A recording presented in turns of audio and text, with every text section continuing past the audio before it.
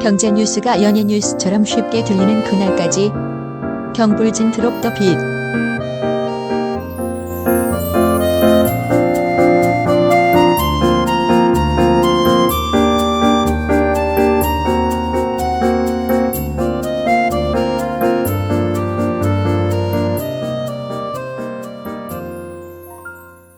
경제 브리핑 불편한 진실 10월 5일 섹션 시작하겠습니다. 추석 연휴 기간 애청자 여러분들은 어떻게 보내셨나요? 아마도 사회적 거리두기 때문에 집에 머무신 분들이 많으셨을 것 같은데요. 박 PD도 그러지 않았습니까? 네. 저도 하루 정도 잠깐 쇼핑하고 나머지는 집에 있었습니다. 그러니까요. 저도 뭐 아이들이랑 동네 공원에서 그냥 뭐 배드민턴도 치고 야구도 하고 뭐 이렇게 보낸 거 말고는 거의 대부분 집에 머물렀었는데요. 특히나 그런 분들이 많았던 이유가 있었을 것 같아요. 뭐냐면요. 지난 2일 외신을 통해서 아주 놀라운 소식이 전해지지 않았습니까? 아, 트럼프 확진. 그러니까요. 이거 들은 다음에 어르신들 중에서는 밖에 나가기가 무섭다. 미국 대통령도 걸리는데 이렇게 얘기하시는 분들도 계셨던 것 같더라고요. 그래서 5일이나 되는 긴 연휴 기간 동안 애청자 여러분들 어떻게 지내셨을까? 뭐 그동안 못 들었던 경불진을 정주행하신 분들도 많으셨을 것 같고요. 또 사놓고 못 읽었던 이PD 박 PD가 썼던 경제 시그널 네. 요거 열심히 읽으시면서 알차게 보내신 분들도 많으셨으리라 믿습니다. 그러지 않았을까요? 예. 이 PD님은 어떻게 보내셨어요? 저도 뭐 그동안에 사놓고 못 읽었던 책들 뭐 한두 권 읽고요. 그 다음에 또 책만 읽으니까 머리도 아프고 해서 TV도 봤는데 뭐 TV를 그냥 예능 프로그램 본 게 아니라요. 다큐멘터리 있죠. 예, VOD로 받아놨던 다큐멘터리를 여러 편 봤거든요. 그 중에 한 가지를 오늘 여러분들과 함께 이야기를 나눠볼까 합니다. 뭐냐면요. KBS에서 하는 다큐온이라는 프로그램 혹시 아시는가요? 아니요. 이 다큐온이라는 다큐멘터리 프로그램이 있거든요. 근데 지난달 18일과 25일 이틀에 걸쳐서 방송됐던 내용이 아주 재밌더라고요. 뭐냐면요. 제목이 이겁니다. 주거 대변혁 공공임대주택 2부작. 제목부터 끌리지 않으십니까? 공공임대. 그렇죠. 코로나 이후 급격하게 변화하고 있는 우리나라 부동산 시장의 미래를 예측할 수 있는 내용이 담겨져 있더라고요. 또 우리가 나아가야 할 방향도 이 프로그램에서 엿볼 수 있었다 이런 생각이 많이 듭니다. 매우 유익한 내용이 진짜 가득했거든요. 다만 아쉬운 게 있어요. 네. 시청률. 제가 찾아봤더니 시청률이 겨우 1.1%에 불과합니다. 아이고, 너무 낮은데요. 그러니까요. 아마 저희 애청자분들 중에서도 이 프로그램 보신 분들은 드물 것 같아요.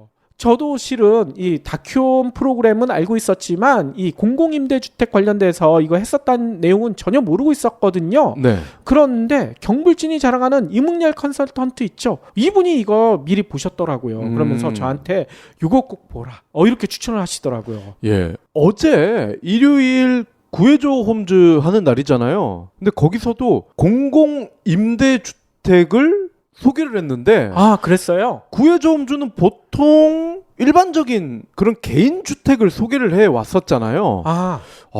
이 다큐가 해서 그런가? 어제는 공공임대주택이 나왔거든요. 그래요? 네. 그거 몰랐었네. 근데 공공임대주택 하면 편견이 있잖아요. 그렇죠. 뭐 집도 좁고 뭐 가격도 저렴하고 위치도 안 좋고 이런 편견이 있었는데 어제 나왔던 집들은 그 편견을 싹 불식시키는. 예, 제가 그 방송을 보면서 저렇게 좋은 집을 모든 집을 저런 방식으로 분양을 하면 안 될까? 그런 생각이 들더라고요. 그러니까요. 이 다큐온에서도 바로 그런 내용을 담고 있습니다. 네. 그런데 그런 내용을 국내 소식만 전한 게 아니라 외국의 사례와 엮어가지고 이렇게 전하고 있거든요. 그래서 그 내용을 지금부터 제가 요약을 하면서 좀 살펴보고요. 여기에 또 이 다큐온에 실질적으로 담지 못했던 경제학적 의미 또 통계 자료 이런 것들도 좀 추가해 보도록 하겠습니다. 그러면 다큐온이랑 어제 했었던 구해줘 홈즈랑 같이 보시면 진짜 딱이겠네요. 네, 어제 정말 의미가 있더라고요. 예, 저도 구해줘 홈즈 어제 걸 못 봤거든요. 어제 자느라. 아니 그러면 질문부터 드릴게요. 도시별 삶의 질 순위 보고서란 게 있거든요. 이게 뭐냐면요. 세계적인 경영 컨설턴트 업체인 머서라고 있습니다. 여기가요. 전 세계의 주재원들이 쫙 깔려 있어요. 네. 그래 주재원들을 통해서 뭘 하느냐? 그 도시의 정치, 경제, 환경, 치안, 교육, 대중교통 뭐 이거 이외에도 39가지 요소를 분석해가지고요. 그 도시의 삶의 질, 생활 환경 이런 순위를 매기고 있거든요. 네. 근데 이게 의미가 있는 게 벌써 21년째 매기고 있거든요. 오. 그래서 요 순위에서 1위를 차지한 도시 혹시 어딘지 맞히실 수 있을까요? 아, 저는 제가 가봤던 도시 중에 하나를 꼽아야 될 것 같은데 밴쿠버. 밴쿠버가 순위 안에는 있어요. 예. 순위 안에 보면요. 작년에 발표한 자료 요게는요. 공동 3위. 와, 3위. 예. 아, 뭐 제가 잘 찍네요. 밴쿠버 진짜 살기 좋은 도시 예, 아닙니까? 가본 곳 중에 최고였습니다. 그러니까요. 근데 박 PD가 최고로 꼽은 그 도시보다도 더 좋은 도시가 있었어. 오. 그 도시가 도대체 어딜까 봤더니만요. 오스트리아 아시죠? 오스트리아의 빈. 였는데 왜 1입니까? 꽉 찬도 아니고. 이 원래 여유가 있어야 되는 거 아닙니까? 네. 삶의 질에서 여유가 있어야 되기 때문에 공간의 여백의 미, 이 빈이 여백의 미를 잘 나타내는 도시라는 어허. 거죠. 예. 아 갑자기 폈다고 하니까 깜짝 놀랐네요. 예. 예, 여백의 미를 대표하는 도시라고 합니다. 여기가요. 근데 놀라운 것은요. 작년만 1위가 아니에요. 무려 10년째 1위예요. 타의 추종을 불허하는 그런 도시라는 거죠. 참고로 작년에 2위는 취리, 그리고 3위는 아까 얘기했던 밴쿠버와 또 뮌헨, 오클랜드 이런 데가 같이 올라갔고요. 6위는요. 독일의 듀셀도르프, 그리고 7위는 또 독일이네요. 프랑크푸르트. 어허. 8위는 덴마크의 코펜하겐, 그리고 9위는 또 스위스의 제네바, 10위도 바젤 이렇게 올랐습니다. 그런데 여러분들 보세요. 밴쿠버 이 캐나다죠. 그리고 오클랜드는 뉴질랜드 아닙니까? 요 두 도시를 빼고 10위권 안에 있는 도시들은 다 유럽에 있어요. 어우, 오클랜드가 미국 LA 쪽에 있는 오클랜드였으면 좋았을 텐데. 아, 거기 말고 뉴질랜드의 오클랜드입니다. 네. 그런데 정말 궁금해지지 않습니까? 아유, 10위권 내에 다 유럽 도시들만 그리고 뭐 북미 그리고 뉴질랜드 이렇게 있긴 하지만 우리나라 그리고 아시아 도시들은 도대체 몇 위일까? 일단 아시아에서 1위는요. 제가 찾아봤더니만요. 전체 25위가 아시아 1위예요. 근데 어디일까? 싱가포르입니다. 네. 그리고 일본의 도쿄가 49위, 고베도 49위, 요코하마가 55위, 그리고 오사카 58위, 나고야 62위. 그 다음 아시아 도시로는 홍콩이 71위. 아 근데 우리나라 도시가 안 나와. 그러네요. 이때까지 봤더니 서울이 77위. 아 우리가 그래도 오사카나 나고야보다는 좀 괜찮지 않을까 싶었는데 서울이 77위밖에 안 됩니다. 아하. 근데 한때 박 PD를 키워냈던 부산 있죠? 네. 부산 더 밑에 있어요. 94위. 아. 이게요. 전 세계 231개 도시 중에 순위를 매긴 거거든요. 그러면 겨우 중간보다 살짝 위 이것밖에 안 되는 거 아닙니까? 예, 애청자분들도 이제 눈치를 채셨을 것 같아요. 왜 우리나라 도시들이 순위가 이렇게 중간 수준밖에 안 되는지. 그러니까요. 집이군요, 집. 맞습니다. 여러 이유가 있겠지만 눈에 두드러지는 거는 바로 박 PD가 얘기했던 부동산입니다. 경제 시그널 책에서도 살펴봤듯이요. 글로벌 도시 통계 정보 제공 사이트 있죠. 넘베오. 여기 들어가 보면요. 빈 도심 내 아파트 가격은요. 1평방미터당 얼마인 줄 아세요? 987만 원밖에 안 해. 우리나라 기준으로 한 평으로 따지면 얼마입니까? 한 2,900만 원 정도밖에 안 하는 거 아닙니까? 네. 서울에 한 평 얼마입니까 요즘? 보통 1억 넘어간다 그러잖아요. 그렇죠. 강남에서는. 근데 여러분들 생각을 해보세요. 물가 소득 수준에 따른 부동산 가격을 가늠할 수 있는 소득 대비 집값 비율, 저희가 경제 시그널에서도 많이 강조했었던 PIR, 이 피라는 지수, 네. 요거로 따지면 도대체 얼마나 될까? 이 PIR은 집 한 채를 구하기 위해서 돈을 몇 년 동안 모아야 되느냐? 그것도 먹지도 쓰지도 않고 이 모아야 되는 횟수로 생각하면 이해하기가 편한데요. B는 얼마나 되느냐? 12.96 요것밖에 안 됩니다. 네. 참고로요. 앞서 삶의 질이 2위인 취리 같은 경우에는 PIR이 더 낮아요. 8.06. 그리고 프랑크푸르트도 9.72. 코펜하겐은 8.54.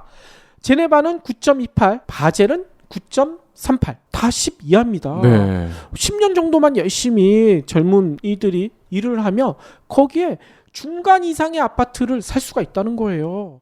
밴쿠버 같은 경우에도 11.91, 오클랜드도 11.29, 뮌헨만 조금 높아요. 뮌헨은 17.72. 그러면 서울과 부산은 도대체 PIR이 얼마나 될까요?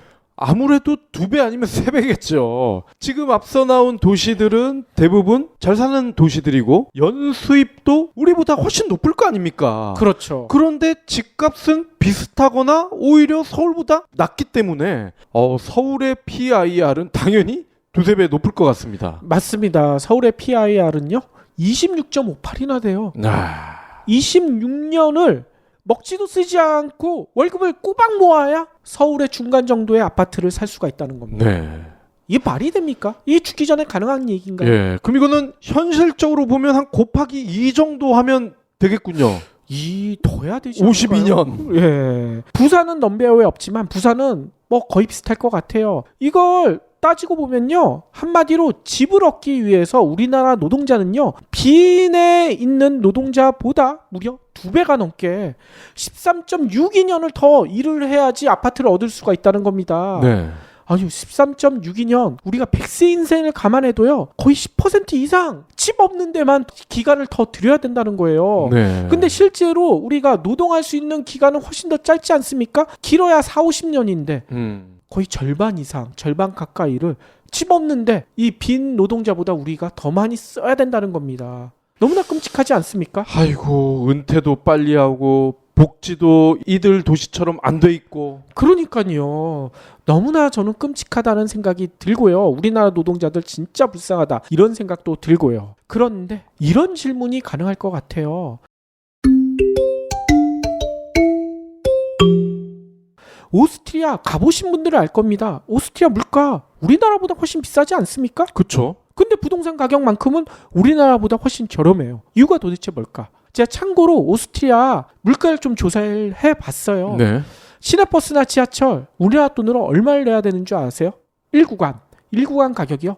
3,000원이 넘습니다. 우리나라 2배 넘잖아요. 식당에서 웬만한 식사를 하려면요 2만원 1인당 2만원 이상은 줘야 된다고 해요. 그 정도로 물가가 비싸거든요. 근데 부동산 가격은 우리나라 절반 이하. 도대체 이유가 뭘까? 그 이유를요 다큐 온에서는요 사회주택에서 찾고 있더라고요.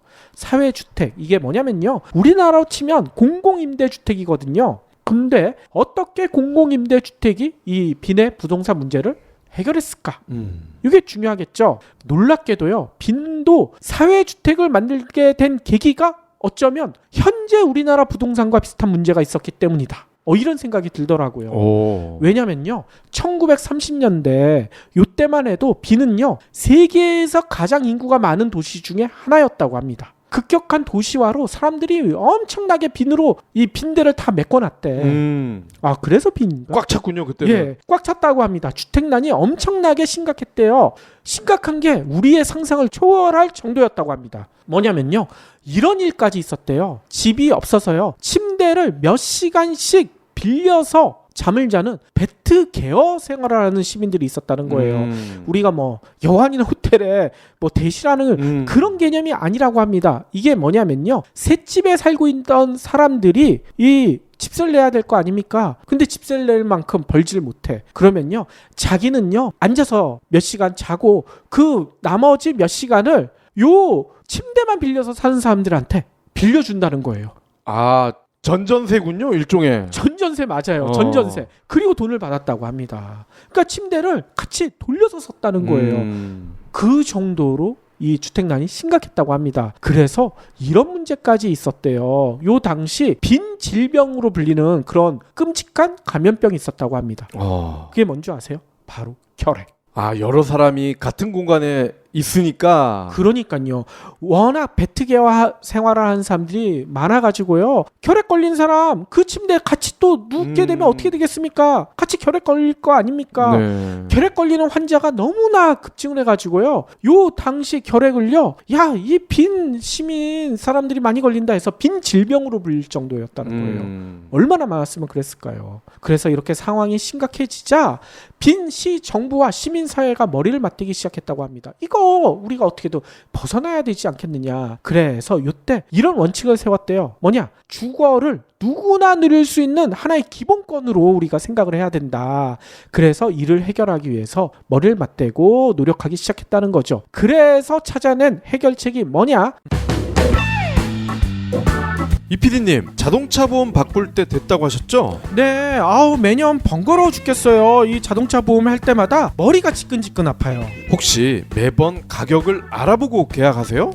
그래야 되는데 귀찮아가지고요. 연락 가장 먼저 오는데 그냥 계약해버리거든요. 가입한 보험이 나에게 적합한지 무료로 체크해주는 곳이 있어요. 차 보험은 물론이고 실손의료보험, 태아보험까지 말이죠. 그 많은 걸 알려주는데 공짜라고요? 속고만 사셨나? 마이 보험 체크. 보험 영업하는 고교 동창보다 더 솔직하다고 소문이 났어요. 생애 주기를 점검하면서 재무 관리도 해주고요. 보험사에 보상 청구하는 것도 잘 챙겨줍니다. 그러면 네이버나 카카오에서 치면 바로 나오겠군요. 그럼요. 카톡으로 바로 친구를 추가해서 문자 상담도 가능합니다. 1800-7917 마이보험 체크로 지금 전화 주세요.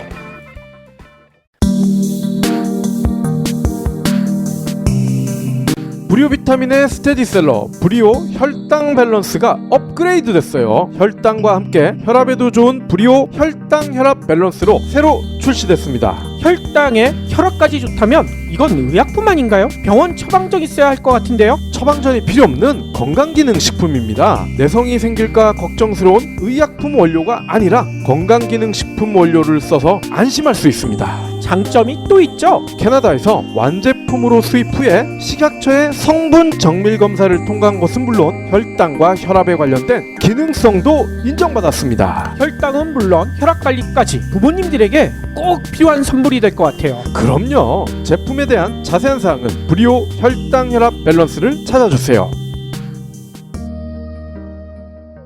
그래서 찾아낸 해결책이 뭐냐? 칼 막스 호프. 요게 사회주택입니다. 요걸 만들기 시작했다는 거예요. 어떻게 이 주택을 지었느냐? 주거 환경 개선을 위해서요. 빛, 공기, 햇빛이 잘 드는 집을 만들자, 이런 원칙을 세웠다고 합니다. 그래서 당시로서는요, 획기적인 건축 공간을 만들었다고 하는데요. 이때 오스트리아의 유명한 건축가들이 여기에 다 동원이 됐다는 거예요. 그래서 뭘 했느냐? 여기는요, 공동 타가소, 목욕탕, 세탁소, 이런 공동시설을 갖춰가지고 여기에 거주민들이 좀 깨끗한 생활, 쾌적한 생활을 할 수 있게 이렇게 도와줬다는 겁니다.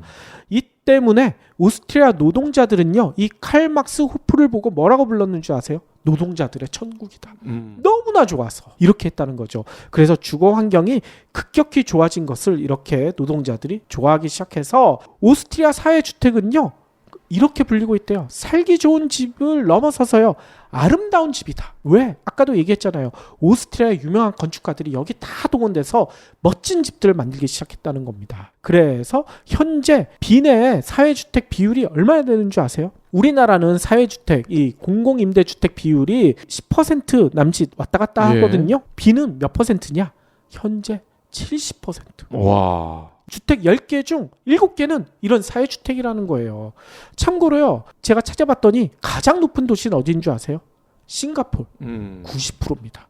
그래서 저희가 지난번에 이 싱가포르의 공공임대주택, 이 우리나라 부동산 해결책 중에 하나일 수가 있다 얘기 드린 거 아니겠습니까?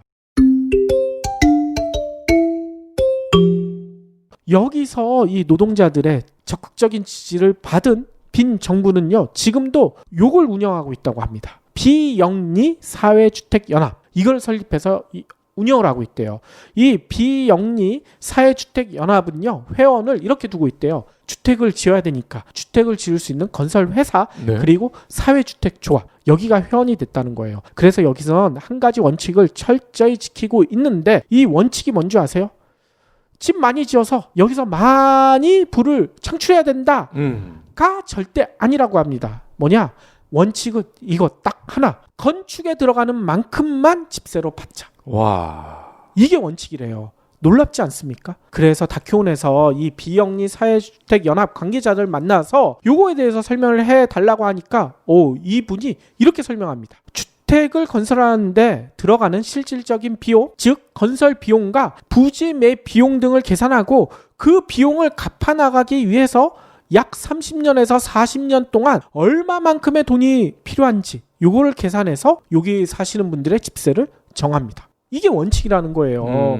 이 덕분에 시장에 맡기는 것보다 최소입니다. 30% 이상 저렴할 수밖에 없습니다. 이렇게 설명한다는 거죠. 이야, 우리나라 건설업자들은 건축에 들어가는 만큼도 돈을 안 받잖아. 이상하자마는 거 써가지고 폭리를 취하잖아. 들어간 것만큼만 받아도 다행일 텐데. 그러니까요. 아무튼요, 이게 건축으로 이윤을 추구하지 않는 원칙, 우리나라 부동산 시장에서는 진짜 상상하기 힘든 일이 오스트리아에서는 현재 벌어지고 있다는 겁니다. 예. 특히 이런 추가 원칙도 있대요. 뭐냐? 사회주택으로 이윤이 생기면 사회주택 건설에 재투자해야 한다. 이게 또 다른 원칙이래요.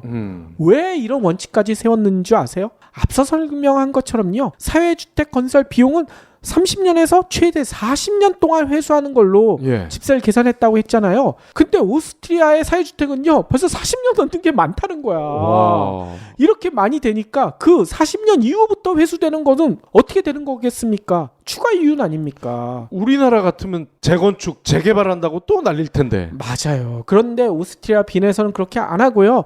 건설 비용을 이미 넘은 사회주택에서 걷는 임대료는 딱 적립을 한대요. 다시 사회주택을 짓는 데만 쓰도록. 네. 다른 데 절대 쓰지 못하도록. 이렇게 하고 있다고 합니다. 이런 놀라운 시스템이 주거비를 낮추게 되고요. 서민들의 삶의 질을 높이는 가장 중요한 요인이 될 수가 있다. 이게 이 오스트리아 국민들 사이에 정부 그리고 정당, 시민사회 모든 사회적 합의가 있었기 때문에 이게 가능했다. 이런 설명이 가능하다는 거죠. 예. 얼마나 잘 지었으면 40년이 넘는데도 사람들이 이렇게 살려고 하겠어요. 그러니까요. 우리나라 한옥들도 보면 100년, 200년 지난 것들도 많거든요. 한옥도 이렇게 오래가게 지을 수 있는데 하물며 시멘트, 철근이 들어가는데 20년만 지나면 물이 새고 금이 가고 이게 왜 그렇게 했습니까? 맞습니다. 그렇기 때문에 오스트리아에서는요, 아까도 얘기했듯이 1930년부터 이 사회주택을 짓기 시작했는데 요때 많은 오스트리아의 유명한 건축 설계사들, 건축가들이 이 사회적 합의를 지키기 위해서 내가 이렇게 사회에 기여한다는 걸 보여주기 위해서 여기에 많이 참가를 했다고 합니다. 네. 건축 디자인 같은 경우에도 이 많은 유명한 건축가들이 참여를 해서요. 요거를 또 시에서 또 심사를 해서 가장 그냥 따닥따닥 그 벽돌집 같은 이런 집이 아니라 예술적인 사회주택을 만들고 있대요. 디자인 심사를 시에서 담당한다고 합니다. 아, 참 부럽네요. 우리나라도 이런 건축가가 좀 나왔으면 좋겠는데. 그렇죠. 뭐 다들 대부분 자기 브랜드를 만들어가지고 자기 브랜드만 많이 팔려고 그러잖아요. 맞습니다. 그렇기 때문에 이런 사회적 합의, 건축가들이 희생까지 있기 때문에 시는요 어떻게 하느냐, 사회주택 지을 때 토지나 건설비 이거 전폭적으로 지원해 준다는 거예요. 시 재정을 가지고 최대 90%까지 지원하는 경우도 있다고 합니다. 네. 그러니까 이렇게 사회주택이 전체 주택의 70%까지 늘어날 수가 있었다는 거죠. 그런데 나머지 30%도 있잖아요. 30%는 도대체 어떻게 된 거냐 얘기하시는 분들도 계실 거예요. 아이, 난 사회주택 싫어, 이런 분들도 계실 테고, 이런 분들은 어떻게 하느냐, 또 놀라운 게 있더라고요. 뭐냐, 마음에 맞는 사람들이 모여서 이거 박 PD가 하고 싶어하는 그런 형태인 것 같은데 임대주택을 지을 수가 있다고 합니다. 한마디로 협동조합형 임대주택, 이거를 지을 수가 있대요. 네. 이것도요, 이런 주택을 만들겠다 해가지고 시에서 통과가 되잖아요. 건설비의 최대 90%까지 시에서 지원을 받을 수가 있다는 거예요. 근데 이렇게 짓는 이유는 뭐냐, 마음에 맞는 사람들이 지으니까요, 자신들이 필요한 뭐 예술가들이 모였으면 예술을 할 수 있는 공간, 또 어린이애들이 많이 있는 그런 사람들이 모여서 하면 어린이들을 위한 공간, 이런 것들을 자신들에 맞게 공동 공간을 개성 있게 만들 수가 있다는 겁니다. 그래서 뭐 어떤 협동조합형 임대주택에 가면요, 어린이 공연 무대가 커다랗게 있어, 주택 안에. 여기서 애들이 맨날 나와서 공연을 하는 거예요. 네. 그리고 뭐 미술관이 있는 그런 공동주택도 있고요. 도서관, 세미나실, 그리고 수영장 이런 거 있는 그런 데도 있다고 합니다. 그런데 놀라운 것은요, 이렇게 협동조합형 임대주택의 공동공간, 이거 자기들이 만든 거 아닙니까? 자기들이 설계하고 자기들이 시에서 인가를 받아서 만든 거 아닙니까? 그러면 다른 지역 주민들은 못 들어오게 막는 게 우리 상식으로는 일반적이죠. 그쵸. 절대 그렇게 안 한다고 합니다. 이걸 다 개방한대요. 그 지역 주민들한테. 이야. 우리나라 졸부들은 같은 아파트에서도 임대주택에는 철망 쳐서 못 들어오게 하는데. 맞아요. 와, 역시 격이 다르네요. 진짜 격이 다른 거예요. 이걸 다 개방하니까 이런 협동조합형 임대주택이 그 지역에 들어오는 것을 주민들이 환영할 수밖에 없지 않겠습니까? 게다가 여기에는요, 또 이런 장치도 있다고 합니다. 이런 협동조합형 임대주택의 경우에는요, 30% 어떻게 하느냐? 무조건요, 사회적 약자, 특히 어떤 분들이겠습니까? 노인분들이나 장애인들에게 입주권을 주게, 같이 살 수 있게. 그러니까 이게 개방이 된다는 거예요. 네. 놀랍지 않습니까? 그래서 이곳에 사는 사람들 어떤 표현을 쓰는 줄 아세요? 이분들도 집세를 낼 거 아닙니까? 집세란 표현을 안 쓰세요. 뭐냐? 거주 비용이라는 얘기를 씁니다. 집세로 돈은 버는 사람이 없고 공동체에 사는데 들어가는 비용만큼만 내는 거니까 거주 비용 아니냐, 이렇게 얘기한다는 거죠. 그래서 여기에 사는 분들한테 내 집 마련의 꿈은 없으신가요? 물어보면 못하러 내 집 마련해, 이렇게 편하게 사는데 노인이 그렇죠. 돼서도 살 수가 있는데, 이런 얘기를 한다는 거예요. 거북이가 집 사는 거 봤어요? 자기 특에 있는 집. 아무데나 자면 그게 지 그렇죠. 집이지. 예, 그거랑 마찬가지인 거죠. 그러니까요. 아니, 그래서 여기까지도 놀라운데 저는 진짜 놀라운 장면이 이건 것 같아요. 빈에서는요, 뭐 외부에서 빈으로 이주해 온 사람들이나 아니면 거기에서 사는 사람들도 집을 구할 때 어떻게 하느냐, 이게 저는 되게 놀랍더라고요. 우리로서는 도저히 상상하기 힘든 장면이 여기서 나타납니다. 뭐냐면요, 우리는 아파트나 주택 구할 때 어디로 갑니까? 부동산? 그렇죠. 아니면 뭔데 네이버나 직방. 직방 광고가 다시 들어와야 되는데. 그렇죠. 아무튼 요런 데 가서 집을 구하지 않습니까? 하지만 빈 시민들은요, 그런데 안 간대요. 어디로 가는 줄 아세요? 시청으로 간다고 합니다. 시청이요? 예. 시청에 가면 주거복지 서비스 센터가 있대요. 여기에서 저 이사를 왔는데 뭐 가족은 몇 명이고요. 뭐 이런 공간이 필요해요라고 얘기를 하면 이 시청 공무원이 그 맞는 집을 찾아준다는 거예요. 우리나라 시청 공무원들은 못할 것 같은데요. 우리도 이런 거 만들면 할 수가 있겠죠. 바쁘다고 다음에 오라고 하거나 내 담당 아닌데 이럴 것 같은데. 우리나라도요, 공공임대주택 관련해 가지고 문의를 하면 이거 안내해 주는 공무원들이 있습니다. 네. 우리나라도 있어요. 근데 이게 많이 활성화가 안 됐고 많은 분들한테 알려지지 않아서 그렇긴 한데, 뭐 우리나라는 이제 공공임대주택 일부에만 그런 서비스를 받을 수 있고요. 요 빈에서는요, 모든 주택에 대해서 뭐 사회주택이든 협동조합 임대주택이든 공무원한테 저 집 필요해요 얘기를 하면 그 공무원이 솔선수범해서 이 집을 알맞은 곳을 찾아준다는 거예요. 이야. 그래서 이 빈 사람들한테는 돈 없는 서민들이, 물론 빈에서도 부자들은 자기 집을 갖습니다. 네. 자기가 집을 사는 경우들도 있어요. 뭐 궁궐 같은데 뭐 이런 데 살겠죠. 하지만 일반적인 시민들은요, 무리해서 집을 사는 경우가 거의 없다고 합니다. 왜? 사회주택이나 협동조합형 임대주택이요, 일반 주택 못지않게 좋은 위치에, 교통도 요지에, 그리고 주거 환경도 너무나 좋고, 그리고 공동으로 쓸 수 있는 공간도 너무나 훌륭하기 때문에, 네. 게다가 가장 좋은 거, 저렴하기 때문에, 돈이 별로 들지 않기 때문에 시청에 가서 자기에 맞는 집을 구한다는 겁니다. 그렇죠. 집에다 돈 쓰는 거는 미친 짓이 돼버리는 거죠. 그러니까요. 각자 필요나 소득 수준을 고려해서 자신에게 가장 알맞는, 희망하는 집을 구할 수 있다. 이거를 지자체가 도와준다. 우리나라도 이런 시대가 빨리 왔으면 좋을 것 같은데. 부럽네요. 근데 빈만 부러운 게 아니에요. 빈 못지않게 또 놀라운 도시가 하나 더 있습니다. 뭐냐면요, 네덜란드의 암스테르담. 여기 혹시 가보셨나요? 못 가봤습니다. 저는 공항만 가봤는데 밖에 나가보질 못해가지고. 아무튼 암스테르담도 과거에는 빈과 비슷했다고 합니다. 과거 빈 질병 얘기가 나왔을 때처럼 어려운 시절이 있었다는 거예요. 1900년대 이 암스테르담에 사람들이 몰려들면서 이 하층민들, 이 암스테르담 같은 경우에는요, 아예 층으로 이 계층 분류를 했다고 합니다. 하층민들은 우리 기생충 영화에서처럼 가장 지하에 살았다는 거예요. 이 햇빛도 들지 않는 지저분한 운하 지하 숙소 이런 데서 힘들게 살았다고 합니다. 그리고 중산층은 빛 드는 1, 2층, 그리고 돈 많은 사람들은 고층 이렇게 살았다는 거죠. 이 때문에 암스테르담도 난리가 났었대요. 전염병이 창궐해가지고 사회 문제가 됐었다고 합니다. 그래서 여기서도 네덜란드 정부가 나서서 사회주택을 건설을 추진했는데 이 암스테르담도 네덜란드도 대단해요. 네덜란드를 대표하는 건축가들이 자신의 명예를 걸고 사회주택 건설 건축 설계를 했다고 합니다.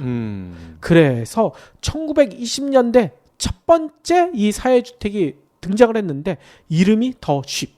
암스테르담이 어떤 도시입니까? 항구 도시 아닙니까? 더 쉽. 배를 형상화한 거예요. 배를 형상화한 사회주택을 만들었다고 합니다. 그래서 획기적인 설계로 여기는요, 노동자들의 궁전으로 불리기까지 했었다는 거예요. 왜? 햇빛이 너무나 잘 들고 화장실이 설치되고 개인 공간이 설치됐는데 그것 말고 더 놀라운 공간이 있더라고요. 이게 진짜 대단한 것 같아요.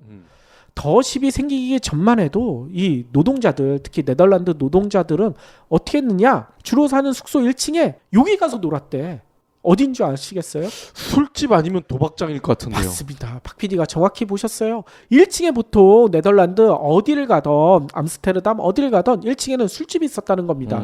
그러니까 노동자들이 어떻게 했겠습니까? 하루 열심히 일한 그 임금 가지고 술값으로 다 탕진을 해버렸다는 거예요. 그래서 이게 계속 사회 문제가 되기 시작했겠죠? 그러니까 더십 이 사회주택은 이 술집 대신에 특별한 공간을 배치했다고 합니다. 그게 뭘까요? 오락실? 오락실요. 이때 1920년대거든요. 오락실은 없었겠죠. 예. 놀라운 공간이 있어요. 뭐냐? 우체국. 우체국이요? 예. 편지 보내라고? 물론 편지 보내라고 우체국도 있었겠죠. 근데 더 놀라운 기능이 있지 않습니까? 여러분들 우리나라에서도 우체국 가서 편지 보내는 거 이외에 또 하는 게 있지 않습니까? 택배. 택배 말고, 택배도 편지죠. 그거 말고 금융 서비스 받지 않습니까? 저금을 하는군요. 저축. 우체국이 원래 금융 서비스가 많이 보급되기 전에는 그걸 주로 전담을 해왔거든요. 전 세계가 비슷합니다. 더십도 일찍이 우체국을 만들었어요. 왜? 편지도 보내지만 임금을 저축을 해서 미래를 계획해라. 미래를 설계해라. 그런 의미였다는 거죠. 그러니까 실제로 이 노동자들이요. 술값으로 탕진하지 말고 1층에 우체국이 있으니까 거기 가서 저축을 하자. 저축을 하기 시작했다고 합니다. 이렇게 노동자들이 삶을 바꾸기 시작했다는 거예요. 달라진 집이 노동자들의 삶을 바꿨다는 거죠. 이게 저는 너치 효과와 비슷하다는 생각이 들어요. 옆구리 슬쩍 찌르는 것처럼 노동자들에게 저축해야 돼. 너 미래를 설계해야지. 술값으로 다 탕진하면 어떻게 해? 라고 강요하는 게 아니라 그냥 멋진 집에 우체국 만들어주니까 노동자들이 왔다 갔다 하다가 저기서 저축해봐야 되지 않을까? 멋진 미래를 설계해봐야 되지 않을까? 이렇게 바뀌었다는 겁니다. 집은 정말 한 사람의 인생을 바꿀 수가 있어요. 그러니까요. 저도 반지하에서 살아봐서 잘 알아요. 그러니까 그 반지하 옆에 멋진 우체국 같은 공간이 있었기 때문에 현지에 박 PD가 있었던 거 아니겠습니까? 반지하 옆에 술집만 있었습니다. 술집에 편의점에 그래서 그런데 빨리 벗어난 거 아니겠어요? 우리나라도 진짜 이런 시설이 있어야 될 것 같아요. 이 임대주택 밑에 누구든지 편하게 가서 이 금융 서비스를 받을 수 있는 그런 공간들, 이런 것들을 만들어준다면 좀 많이 바뀌지 않을까 이런 생각이 듭니다. 그런데 이런 시설만 좋게 만든 게 또 아니더라고요. 네덜란드 사회주택엔 또 놀라운 면이 하나 더 있습니다. 이 사회주택에 산지 20년이 된 하이드란 씨가 인터뷰를 했더라고요. 다큐온에. 근데 이분이 나이가 몇 살인 줄 아세요? 66세. 근데 20년째 여기서 아주 편하게 살고 있어요. 왜? 이분이 이 월 임대료를 까서 보여주더라고요. 영수증을. 우리나라 돈으로 봤더니만 57만 원.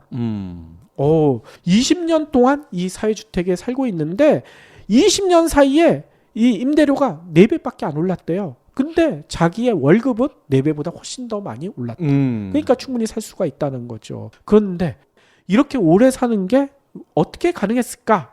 바로 네덜란드 정부가 이 임대주택 관련된 제도를 아주 꼼꼼히 만들었기 때문이 아닐까 이런 생각이 듭니다. 뭐냐면요. 세입자의 권리가 철저하게 집주인의 권리가 아니라 세입자의 권리가 철저하게 보호가 되고 있다는 거예요. 뭐냐면요. 네덜란드의 이런 공공임대주택 뭐 더십이나 이런 데 사는 세입자들은요. 어떤 보장을 받을 수가 있느냐? 원하는 만큼 그 집에 살 수 있는 주택법, 다양한 주택법이 있다는 거예요. 네. 뭐냐면요. 이렇게 돼 있습니다. 이런 데도 주택조합이 집을 만들었겠죠. 입주자의 동의 없이 주택조합이 그 건물 함부로 매매하는 것을 막고 있다고 합니다. 게다가 건물의 주인이 바뀌는 경우도 없지 않아 있을 거 아니겠습니까? 네. 이렇게 됐었을 때 어떻게 되느냐? 입주자를 그냥 내보내는 것은 불가능하대요.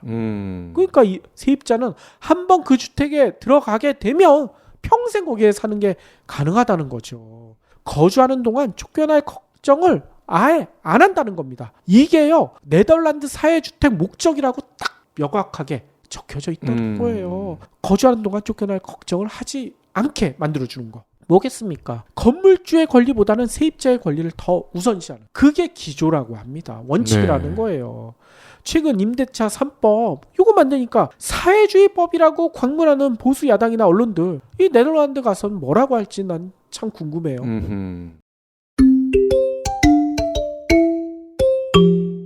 이 같은 사회주택이요. 현재 암스테르담 전체 주택의 몇 퍼센트 되는 줄 아세요? 무려 50%나 된다고 합니다. 상당히 많지 않습니까? 그런데 또 놀라운 점이 하나 더 있어. 네. 뭔지 아세요?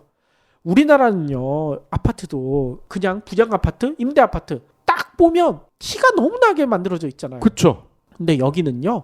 전문가들도 딱 봐서 사회주택과 일반 주택은 구분을 못한대요. 반반인데 어떤 게 사회주택이고 어떤 게 일반 주택인지 알 수가 없다고 합니다. 왜? 겉으로 보기에는 불가능하게 아예 섞어놨다는 거예요. 그래서 왜 이렇게 만들었느냐? 초반에는 암스테르담에서도 이 사회주택에 대한 좀 안 좋은 시선이 있었다고 합니다.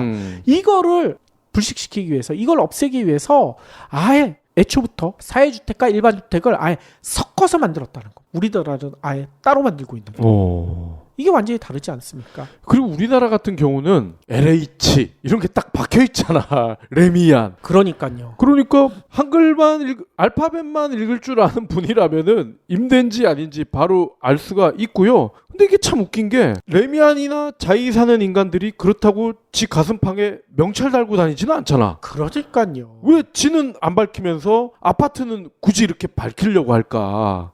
그렇죠.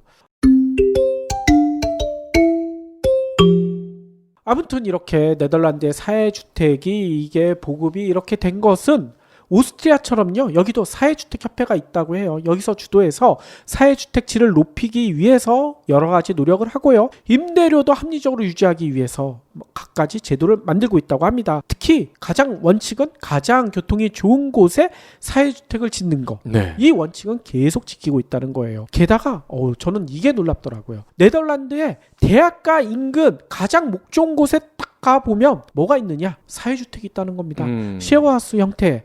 그 이유는 학생들이 임대료 걱정 없이 공부에 전념할 수 있게 하는 게 목표였다는 거예요. 이게요. 1945년에 뒤보라는 학생주택협회가 좋은 집은 좋은 학생의 기초다. 멋지지 않습니까? 좋은 집이 좋은 학생의 기초라는 거예요. 머리 좋은 게 좋은 학생의 기초가 아니라 이 슬로건을 걸고 사회주택 만들기 운동을 시작했다고 합니다. 디보 하니까 예전에 애들이 좋아했던 디보 공룡이 생각이 나네. 선물 공룡. 예. 진짜 거기서 나온 건가? 이거 선물 같은 거 아닙니까? 학생들에게는. 그래서 네덜란드 사람들에게 디보에 대해서 물어보면 이렇게 얘기한대요. 보통 이제 대학 나온 사람들은 한두 번 무조건 거쳐가는 곳. 사회주택에 한두 번은 살게 되는 곳. 이렇게 생각한다고 합니다. 아니, 학생들이 공부에만 전념할 수 있게 임대료 걱정 없이 이렇게 공부할 수 있게 만들어주는 그런 공간이 정착되어 있기 때문에 어떤 네덜란드 대학생들도 여기는 일단은 한두 번 거쳐가게. 네. 이게 이렇게 시스템화가 돼 있다는 거예요. 예. 이렇게 다들 체험을 하다 보니까 세금을 많이 내더라도 불만이 없는 거 아닙니까? 그러니까요. 아니 그거에 비해서 우리나라는 방세 내기 위해서 알바를 몇 개씩 뛰어야 되는 대학생들 수두룩한데 네. 우리나라 학생들에게는 너무나 꿈 같은 이야기 아닙니까? 옥탑방도 참 많죠. 그러니까요. 그런데 알고 봤더니만요. 우리나라도 결국 꿈 같은 이야기만은 아닌 것 같아요. 네. 뉴턴이 만유인력 법칙을 발견한 비결을 알고 계시죠? 지난번 경불진에서 말씀해 주셨잖아요. 흑사병 탓에 대학이 문을 닫아 고향집에서 생각할 시간이 늘어난 덕이다. 맞아요. 흑사병에 대한 두려움에 빠져있지 않고 주변을 자세히 살피다 보니 만유인력 법칙이라는 위대한 발견을 한 거죠. 정말 대단해요. 전염병이나 돌면 무서울 텐데 그걸 이겨냈다니. 그런데 뉴턴이 두려움을 이겨낼 수 있었던 비결이 한 가지가 더 있어요. 그게 뭔가요? 전염병이 근처에 오지도 못하게 옷 세탁을 정말 열심히 했다는군요. 맞아요. 코로나를 예방하기 위해서 손을 깨끗이 하는 것도 중요하지만 옷 세탁도 잘 해야 되지 않습니까? 그렇죠. 이런 전통 덕분에 영국에서는 세제 기술이 엄청 발달해 있다고 하더라고요. 그래서 영국에서 만든 니곽스 세제를 경불진의 소중한 패널 장재영 대표님이 경불진 몰에서 판매하는 거군요. 니곽스 세제는 코로나19도 박멸하는 강력한 세정력에 그린피스도 인정한 친환경까지 일석이조입니다. 경불진 몰에서 사면 인터넷 최저가보다 20% 이상 저렴하니 일석삼조. 경불진 애청자라면 놓치지 마세요.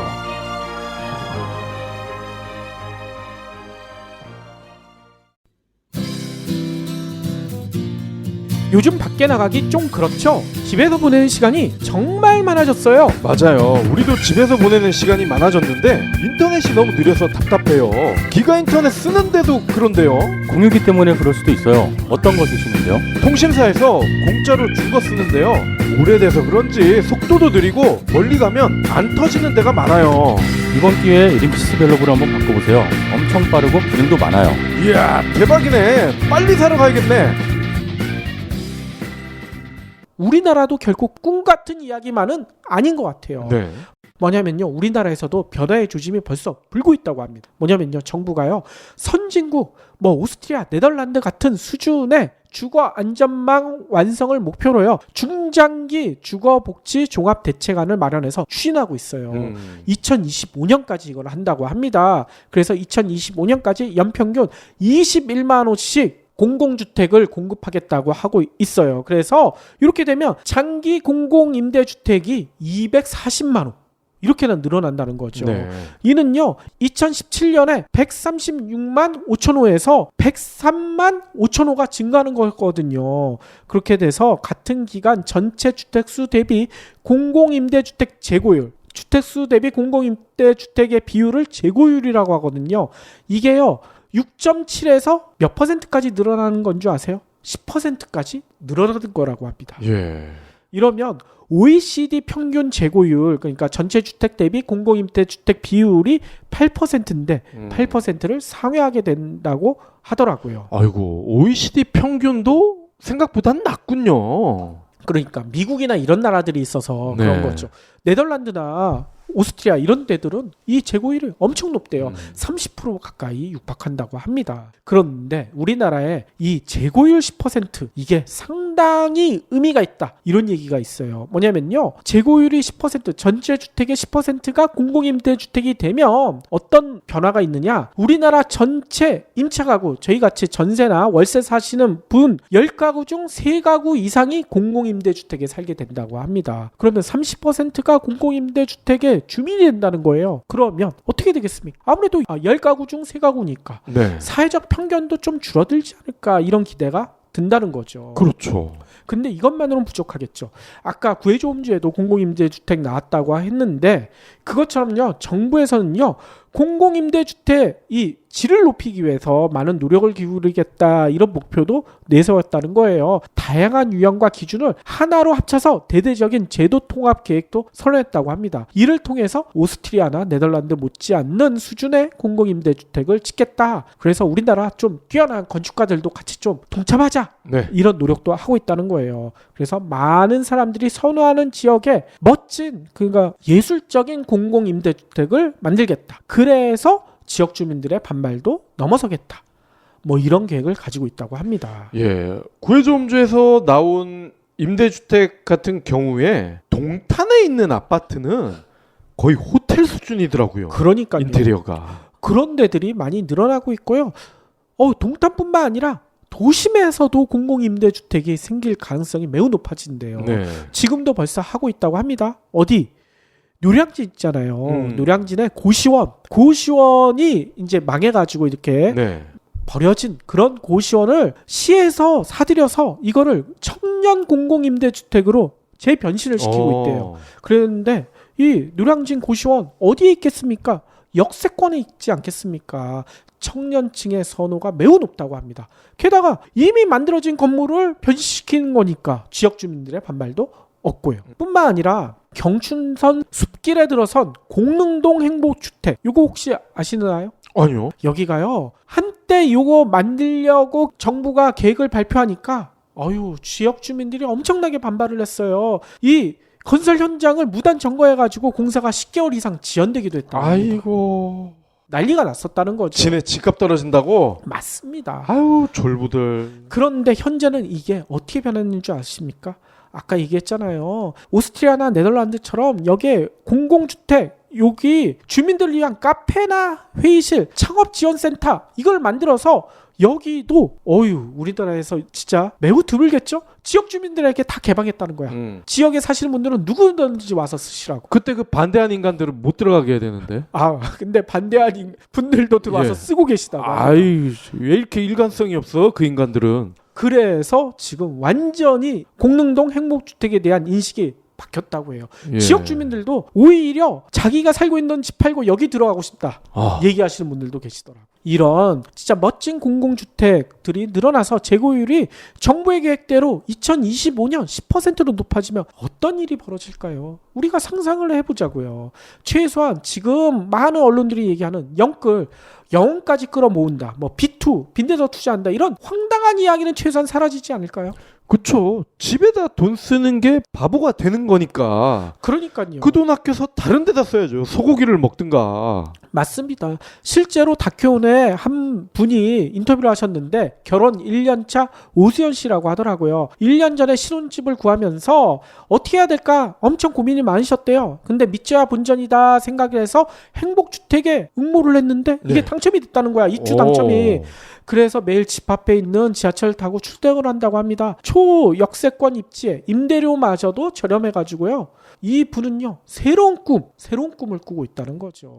이런 게 진정한 로또 아파트 아니에요? 이게 로또 아파트죠, 진짜. 물론 아직까지는 일부에 한정된 이야기일 수가 있습니다. 아직도 임대 아파트는 다들 그런 얘기 하잖아요. 물세고 시설이 허접하다. 레미안이나 자이만큼 못하다. 뭐 이런 인식이 아직도 대부분이죠. 게다가 따가운 시선. 임대주택에 사는 뭐 이렇게 손가락질도 한다면서요, 애들이. 네. 근데 그거 아니죠. 이 공공임대주택이 오스트리아 빈이나 네덜란드 암스테르담처럼 절대 다수가 된다면 이런 따가운 인식 그리고 편견 이것도 다 사라지지 않을까 이런 생각도 든다는 겁니다. 근데 그렇게 가려면 너무나 먼 얘기다 얘기하시는 분들도 계실 거예요. 근데 앞서 오스트리아나 네덜란드 빠르게는 1920년대부터 시작했다고 했죠. 늦게는 1950년대 시작했어요. 그리고 50년이 채 지나기 전에 이 사회주택, 공공임대주택 시스템을 정착시켰습니다. 네. 길어야 50년 걸린 거예요. 근데 우리나라는 그러면 앞으로 50년 후에나 이게 정착이 되겠네 라고 생각하시는 분들도 계실 텐데 우리나라 공공임대주택 얼마 됐는지 혹시 알고 계신가요? 글쎄요. 주공 시절부터 하지 않았을까 싶긴 한데. 주공 시절부터 시작한 게 맞아요. 놀랍게도 처음 우리나라에 공공임대주택이 도입된 게 1990년입니다. 벌써 30년이나 됐어요. 빨리빨리의 나라인 우리나라 실력이면 오스트리아나 네덜란드가 걸리는 50년보다는 훨씬 더 빨리 시스템 정착시킬 수 있지 않을까요? 그렇죠. 1990년대 우리나라 1호 공공임대주택 이게 지금도 잘 유지가 되고 있습니다. 어딘 줄 아세요? 강북구 번동. 근데 이 다큐온에서 이 아파트를 찾아가 봤어요. 여기 지금 어떻게 살고 있는가. 30년이 됐잖아요. 입주민이 처음 들어왔던 입주민이 아직도 거기 사시고 계시는 분들이 대부분이라는 거예요. 그런데 이렇게 오래 같이 살다 보니까 입주민들이 거의 다 가족 같은 분위기야. 뭐 마을 잔치를 따로 할 필요가 없이 그냥 우리 여기서 평상에서 뭐 맛있는 거 해 먹어요 하면 마을 주민들이 그냥 알아서 나와가지고 같이 만들어서 먹는데요. 네. 완전히 여느 아파트랑 분위기가 다르다고 합니다. 그냥 한 대가족처럼 전체 주민이 대가족처럼 살고 있다는 거예요. 그런데 더 놀라운 일이 있어요. 뭐냐? 여기가 강북구긴 하지만 서울 시내 아닙니까? 네. 서울 아닙니까? 근데 텃밭이 아주 잘 만들어져 있습니다. 텃밭에서 뭐 야채 키우는 건 아주 기본이에요. 근데 올해 아주 놀라운 시도를 했다고 합니다. 뭔지 아세요? 야, 우리 텃밭 가지고는 좀 재미가 없어. 벼농사를 한번 지어볼까? 오, 서울 시내 벼농사를 지금 짓고 있어요. 신기하네요. 네, 그래서 이 생태 아파트로 지금 거듭나고 있다는 거예요. 근데 여러분들 생각해 보세요. 아파트에서 벼농사 짓자고 했었을 때 여러분들이 사신 아파트 주민들이 몇 분이나 동참을 하시겠습니까? 근데 강북구 번동에 있는 1500 임대 아파트에서는 거의 지역 주민 대부분이 나와서 모내기도 하고 풀 뽑기도 하고 지금 그러고 있다는 거예요. 대단하지 않습니까? 왜냐하면 이분들은 집 얻느라 은행에 엄청난 빚을 내지도 않았을 거고요. 그리고 집으로 인해 생기는 각종 스트레스를 겪지도 않을 거고요. 그러니까요. 그러니까 이웃이 정말 이웃 사촌이 되는 거죠. 맞습니다. 그러니까 이런 분들은 다큐온에서 소개해드린 이 오스트리아 빈이나 네덜란드 암스테르담에 있는 사회주택이 딴 나라 이야기가 아니에요. 자기들의 이야기인 거죠. 오히려 요즘 언론에서 난무하는 영끌 비투가 남의 나라 얘기처럼 들리지 않을까요? 그렇죠. 우리도 진짜 이런 데서 살아야 되지 않겠습니까? 그래서 제가 경불진 타운을 빨리 짓자. 그러니까요. 예, 그러는 거 아닙니까? 빨리 됐으면 좋겠어요. 진짜 네덜란드나 오스트리아처럼 이렇게 멋진 공공임대주택, 협동조합형 임대주택 만들겠다고 했었을 때 시나 지자체에서 90%까지 지원해주고 또 유명한 우리나라를 대표하는 건축가들 많지 않습니까? 이런 분들이 자원봉사도 해주고 이러면 진짜 멋진 공공임대주택이 계속 늘어날 것 같은데 그런 날이 진짜 빨리 오리라 믿고 있습니다. 예, 한 걸음 더 나아가서 이분들은 뭐 경불진 타원이 기획하고 있는 그런 청사진을 지금 바로 현실로 옮길 수도 있을 것 같아요. 왜냐하면은 여기에 사는 가구들이 꽤 있을 거 아닙니까? 그렇죠. 그럼 그 가구에 계신 분들 중에 전문직 분들도 분명히 계실 거란 말이에요. 그럼 그런 분들이 시간이 될 때 아이들한테 또 자기의 노하우를 전수해 줄 수 있고 그리고 이분들이 또 예전에 했던 그런 전문 스킬을 활용을 해서 알바처럼 이런 식으로 하면은 그 안에서도 벌이가 충분히 가능해지지 않겠습니까? 그러니까요. 네. 아무튼 오늘 방송 들으신 분들은요. 시간이 되신다면 KBS 다큐온 프로그램 그리고 어제 했었던 MBC의 구해줘 홈즈 보시면서 공공임대에 대해서 가지고 있었던 편견 싹 버려버리시고요. 한번 공공임대주택 만드는데 같이 동참을 해주셨으면 좋을 것 같습니다. 예. 인생 한 번뿐인데 집에 올인하면 너무 쓸쓸하잖아요. 그러니까요.